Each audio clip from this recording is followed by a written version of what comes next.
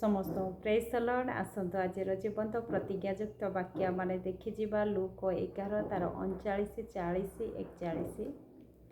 ସେଥିରେ ପ୍ରଭୁ ତାଙ୍କୁ କହିଲେ, ତୁମ୍ଭେ ଫାରୁସୀ ଯାକ ସିନା ଗିନା ଓ ଥାଳିର ବାହାର ପରିଷ୍କାର କରୁଥାଅ, ମାତ୍ର ତୁମ୍ଭମାନଙ୍କ ଭିତରେ ଲୁଣ୍ଠନ କର୍ମ ଓ ଦୁଷ୍ଟତାରେ ପରିପୂର୍ଣ୍ଣ। ହେ ନିର୍ବୋଧମାନେ, ଯେ ବାହାର ସୃଷ୍ଟି କଲେ ସେ କି ଭିତର ମଧ୍ୟ ସୃଷ୍ଟି କଲେ ନାହିଁ? ବରଞ୍ଚ ଭିତରେ ଯାହା ଯାହା ଅଛି ସେସବୁ ଦାନ କର, ଆଉ ଦେଖ ତୁମ୍ଭମାନଙ୍କ ପକ୍ଷରେ ସମସ୍ତ ପରିଷ୍କୃତ। ପ୍ରେଜ୍ ଦ ଲର୍ଡ। ଆଜି ଆମମାନଙ୍କୁ ପ୍ରଭୁ କହନ୍ତି, ଆମମାନଙ୍କର ବାହିକ ବିଷୟ ଆମେ ଯେତେବେଳେ ପରିଷ୍କୃତ କରୁ, ଭିତର ବିଷୟ ମଧ୍ୟ ଆମେ ପରିଷ୍କାର କରିବା ଆବଶ୍ୟକ। ଆଜି ଗିନା ଆଉ ଥାଳି ଯେତେବେଳେ ଆମେ ପରିଷ୍କାର କରୁ, ଆମେ ଉଭୟ ପରିଷ୍କାର କରିଥାଉ।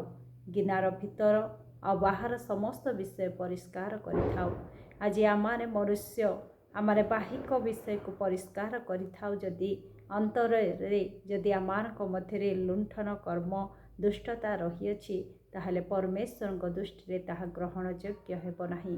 କାରଣ ପରମେଶ୍ୱରଙ୍କ ବାକ୍ୟ ଯେରେମିୟା 17 ତାର 9-10ରେ ଲେଖାଯାଏ, ଅନ୍ତଃକରଣ ସବୁଠାରୁ କପଟମୟ ଓ ଅପ୍ରତିକାର୍ଯ୍ୟ ରୂପେ ପୀଡ଼ିତ, କିଏ ତାହା ଜାଣିପାରେ?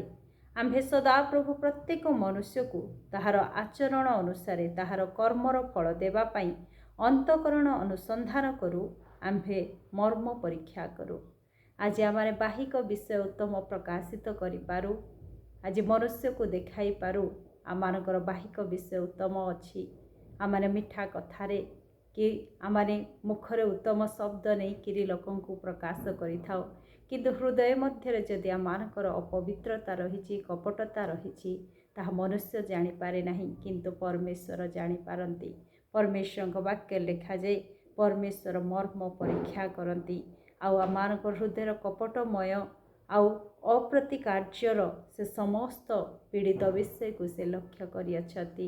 ତେଣୁ ପରମେଶ୍ୱରଙ୍କ ବାକ୍ୟ କୁହେ, ଆମେ ସେଇ ଭିତରେ ଥିବା ସେଇ କପଟ ବିଷୟକୁ ଅପ୍ରୀତିକର କାର୍ଯ୍ୟ ଗୁଡ଼ାକୁ ଆମେ ଯେତେବେଳେ ବାହାର କରିଦେବା, ଆମେ ଭିତରେ ମଧ୍ୟ ପରିଷ୍କୃତ ହେବା।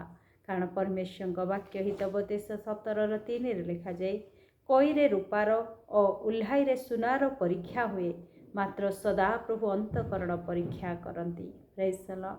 ଆଜି ଆମମାନଙ୍କୁ ପରୀକ୍ଷା କରୁଅଛନ୍ତି ପରମେଶ୍ୱର। ଆମମାନଙ୍କ ହୃଦୟ ଭିତରେ କି ପ୍ରକାର ରହିଅଛି? ମନୁଷ୍ୟକୁ ଆମେ ଠକି ଦେଇପାରୁ, କିନ୍ତୁ ପରମେଶ୍ୱରଙ୍କୁ ଆମେ ଠକି ପାରିବା ନାହିଁ। କାରଣ ପରମେଶ୍ୱର ଆମମାନଙ୍କର ମର୍ମର ପରୀକ୍ଷା କରନ୍ତି। ତେଣୁ ପ୍ରଭୁଙ୍କ ଦୃଷ୍ଟିରେ ଆମେ ଉତ୍ତମ ଦେଖାଯିବା ପାଇଁ ହେଲେ ଆମମାନଙ୍କର ହୃଦୟ ମଧ୍ୟରେ ଥିବା ସେ କପଟତା ବିଷୟକୁ, ସେ ମନ୍ଦତା, ସେ ଦୁଷ୍ଟତାର ବିଷୟକୁ ଆମେ ବାହାର କରିଦେବା, ତାହେଲେ ଆମେ ପରିଷ୍କୃତ ହେବା। ଆମମାନଙ୍କର ପରମେଶ୍ୱର ଆମମାନଙ୍କ ହୃଦୟ ରୂପ ମନ୍ଦିରରେ ସେ ବାସ କରନ୍ତି, ଆଉ ସେଇ ହୃଦୟ ରୂପ ମନ୍ଦିରକୁ ଆମେ ପରିଷ୍କାର କରିବା। ଯଦି ଆମେ ପରିଷ୍କୃତ କରିନଥିବା, ତାହେଲେ ସେ ପରମେଶ୍ୱର ଆମମାନଙ୍କ ହୃଦୟରେ ବାସ କରିବେ ନାହିଁ। ଆଉ ଯଦି ଆମେ ବାହିକ ବିଷୟ କେବଳ ପରିଷ୍କୃତ କରି ଅନ୍ତଃକରଣ ଯଦି ଆମମାନଙ୍କର ଦୁଷ୍ଟତାରେ ପରିପୂର୍ଣ୍ଣ, ତାହେଲେ କେବେ ମଧ୍ୟ ଆମେ ପରମେଶ୍ୱରଙ୍କ ଦୃଷ୍ଟିରେ ଗ୍ରହଣଯୋଗ୍ୟ ହୋଇପାରିବା ନାହିଁ। କାରଣ ଆମମାନଙ୍କର ପରମେଶ୍ୱର ସେ ପବିତ୍ର ପରମେଶ୍ୱର ଅଟନ୍ତି। ସେ କହନ୍ତି, ଆମ୍ଭେ ପବିତ୍ର, ତୁମ୍ଭେମାନେ ମଧ୍ୟ ପବିତ୍ର ହୁଅ। ଆସନ୍ତୁ ଆମମାନଙ୍କର ଅନ୍ତଃକରଣକୁ ନିର୍ମଳ କରିବା, ପରିଷ୍କୃତ କରି ସେହି ପରମେଶ୍ୱରଙ୍କୁ ଆମମାନଙ୍କ ହୃଦୟରେ ସ୍ଥାନ ଦେବା। ପ୍ରଭୁ ଏ ବାକ୍ୟ ଦେଇ ମୋତେ ଆପଣଙ୍କୁ ଆଶୀର୍ବାଦ କରନ୍ତୁ। ଆମେନ୍।